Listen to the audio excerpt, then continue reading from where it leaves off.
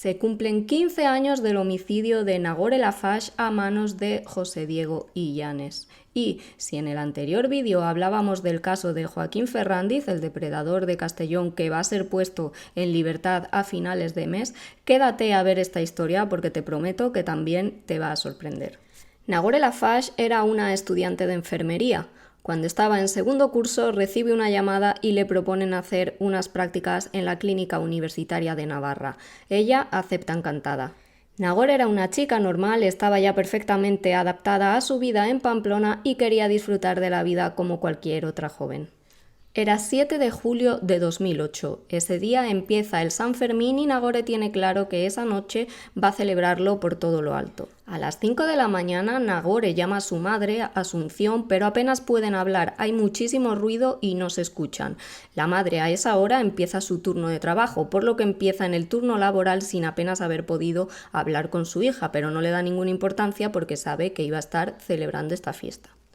Cuando sale del trabajo, la madre de Nagore vuelve a llamarla, pero esta vez no le coge el teléfono. Cree que seguirá con sus amigas celebrando las fiestas de San Fermín. ¿Pero qué le ha pasado a Nagore y por qué en ese momento no le coge el teléfono a su madre? Vamos a contar la historia. La madrugada del 7 al 8 de julio, Nagore y sus amigas, en un momento dado de la noche, conocen a un chico, José Diego Illanes, un chico que Nagore ya conocía, pero solo de vista. Y es que José Diego Illanes trabajaba también en la Clínica Universitaria de Navarra como psiquiatra. Durante la noche, Nagore y él empiezan a conectar, tanto que a eso de las 8 menos cuarto de la mañana, ambos deciden irse juntos al domicilio de este. Una cámara graba a la pareja de camino al domicilio del chico. Es la última imagen que se tiene de Nagore Laffage con vida. En las imágenes se puede ver cómo él la lleva agarrado del brazo. Tras este paseo, la pareja llega a la casa de José Diego. Allí ambos parece que tienen planes totalmente distintos. Él quiere mantener relaciones, pero ella no, y es entonces cuando la toma con Nagore. Según la autopsia, le asestó hasta 38 golpes. Pese a la paliza que estaba recibiendo en ese momento, Nagore tiene fuerzas para escaparse. Se refugia en el baño y lo hace además con el móvil de José Diego. Entonces llama a emergencias y con un hilo de voz dice: «Me va a matar». La chica de emergencias le pide por favor que hable más alto porque no le entiende, pero en ese momento se corta la comunicación. En ese momento, José Diego entra en el baño y acaba con la vida de Nagore. Lo hace estrangulándola. Con el cadáver en el baño, José Diego se bloquea, no sabe qué hacer y decide entonces que lo mejor es llamar a un amigo para pedirle ayuda. José Diego llama entonces a un amigo, le dice que necesita verle de manera urgente y le empieza a preguntar de una forma muy peculiar por algo. Le dice si ha visto la película Very Bad Things. Para el que no lo haya visto, en esta película habla de una pareja que se va a casar y antes de ello el chico se va de despedida, de soltero. Pero en la misma, de repente hay dos cadáveres y los amigos tienen que ayudarle a esconderlos. En ese momento, el amigo ata cabos y le pregunta si hay alguna chica muerta, a lo que él le responde que sí. Le dice entonces que lo mejor es que vayan a comisaría y él le dice que no va a ir. De hecho, le amenaza con que si le delata sube al tercer piso y se tira por la ventana. Pese a las amenazas de José Diego, el amigo llama a la comisaría y cuenta lo que ha pasado. Ha recibido una llamada muy rara de un amigo y cree que puede haber acabado con una chica, según él mismo le ha confesado. En emergencias le preguntan cómo ha podido ser y si sabe algo más. Dice que no tiene más detalles, pero pide por favor que alguien investigue porque algo malo ha podido suceder. José Diego ya sabe que va a tener que deshacerse del cadáver él solo porque su amigo le ha dejado claro que lo único que le ayudaría es a llevarlo a la comisaría. Piensa entonces en qué hacer con el cuerpo de Nagore. En un primer momento medita desmembrarlo. De hecho, llega a intentarlo cortando el dedo índice. Se da cuenta que va a ser un trabajo muy tedioso y cambia de idea. Mete el cuerpo entonces en una furgoneta. José Diego decide entonces llevar a Nagore a Orondritz, una zona que conoce muy bien porque su familia tiene una casa cerca. Allí se deshace del cadáver en una zona boscosa y deja a varios cientos de metros el resto de las pertenencias. Una mujer que paseaba por allí fue la que descubrió el cadáver de Nagore. Llevaba el atuendo típico de San Fermín. La policía fue de inmediato y, registrando la zona, descubrió a varios cientos de metros el resto de pertenencias de Nagore. Los investigadores tienen ya el cadáver de Nagore, pero nada se sabe sobre José Diego, el hombre que ha acabado con su vida.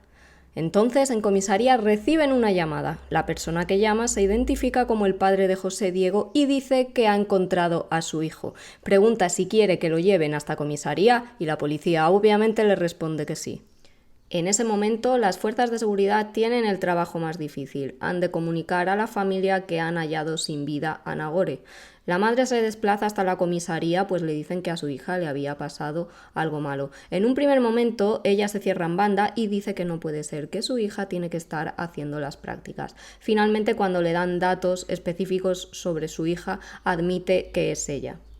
Con José Diego ya en la comisaría, la policía le toma declaración. Este cuenta en 3 sollozos que bebió tanto alcohol esa noche que hay muchas partes que no recuerda, pero asegura que está arrepentido de todo lo que le hizo a Nagore.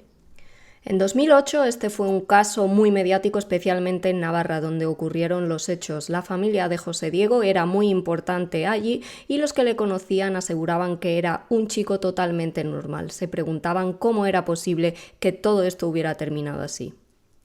Y si el caso ya fue mediático, el juicio lo fue aún más. Fue bastante polémico. Se decidió que en este juicio hubiera jurado popular.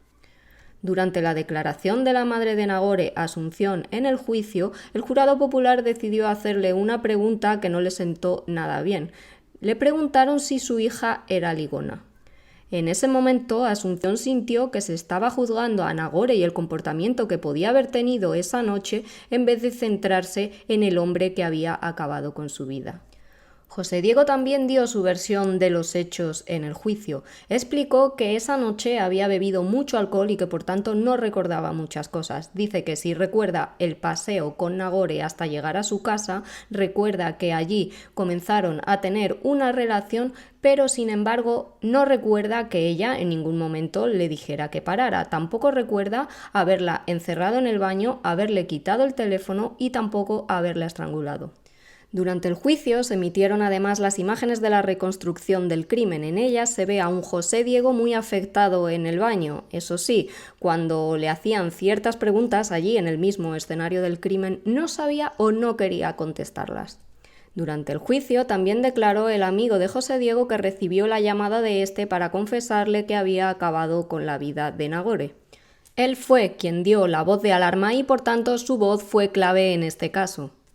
Con todos los datos, testimonios y pruebas sobre la mesa, llegó el turno de la defensa, que llegó a argumentar que esa llamada que os he contado que hizo Nagore a los servicios de emergencia pudo hacerla perfectamente José Diego durante el momento de los hechos para tratar de salvar a su víctima, algo que negó tajantemente Asunción, la madre de Nagore, porque conocía perfectamente la voz de su hija y no tenía duda alguna de que era ella la que pidió ayuda. La familia de Nagore pidió que se le juzgara por asesinato con alevosía. Sin embargo, finalmente se determinó que fue un homicidio con agravante por superioridad física. El hecho de que confesara el crimen y además el atenuante del alcohol hicieron que esa pena fuera más baja de los 20 años que pedía la acusación. Pese a que la acusación pedía 20 años de prisión para José Diego, finalmente fue condenado a 12. Como dictó la sentencia, José Diego empezó su vida en prisión. El tiempo fue pasando y a los 9 años empezó a recibir permisos. Vivía en un régimen de semilibertad, lo que quiere decir que pasaba todo el día fuera y solo volvía a dormir a la cárcel.